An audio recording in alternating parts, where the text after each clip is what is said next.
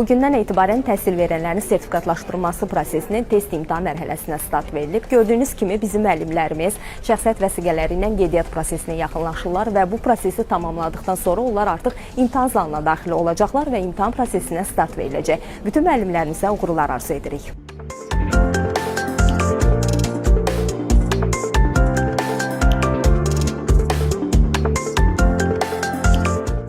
Bugün ölkə üzrə 13 müxtəlif imtahan mərkəzində 616 namizəd bu prosesə dəvət olunub.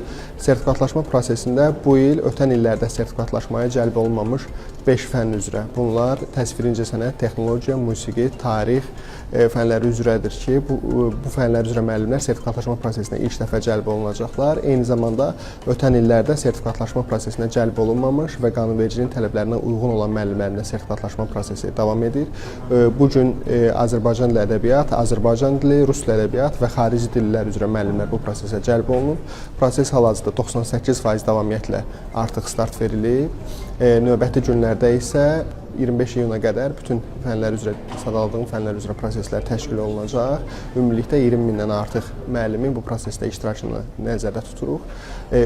Bu proses tamamlandıqdan sonra ölkə üzrə sertifikatlaşma prosesinə cəlb olunacaq müəllimlərin sayı 100 min nəfərə ötəcək və eyni zamanda sertifikatlaşma nəticəsində əmək haqqını müvafiq əlavələrlə alan, artımla alan müəllimlərin sayı da 90 min nəfərə yaxınlaşmış olacaq. Bu müəllimlərin bu prosesdəki ilk mərhələsidir, yəni test imtahanı mərhələsidir. Sentyabr ayından etibarən isə artıq müəllimlərin müsahibə mərhələsinə start veriləcək və onlar müsahibə mərhələsini uğurla tamamladıqdan sonra sertifikatlaşmış müəllim olaraq öz fəaliyyətlərinə davam eləyəcəklər.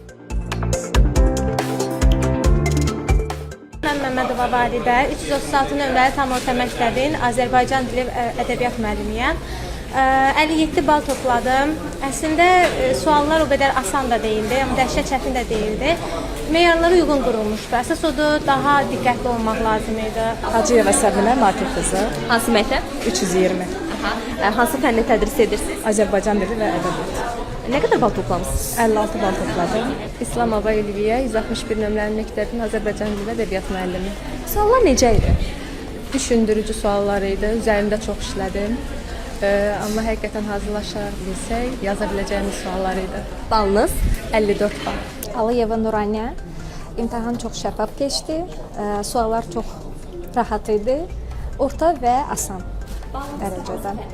53 bal rus dili fənnini tədris eləyirəm. Rahat. Əslində daha çox bal gözləyirdim.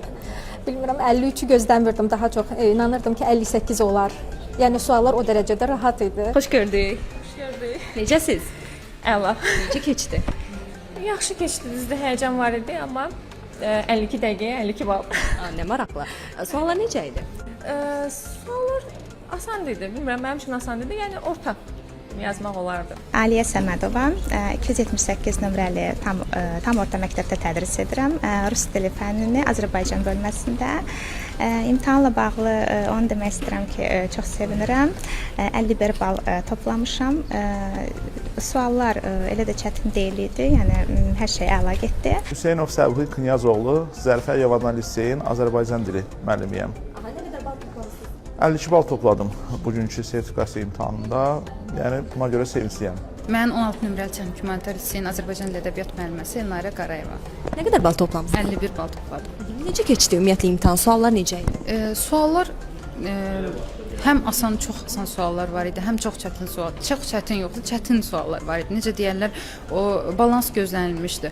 Orta səviyyədə çox asan da, biraz çətin də çətin suallar da var idi.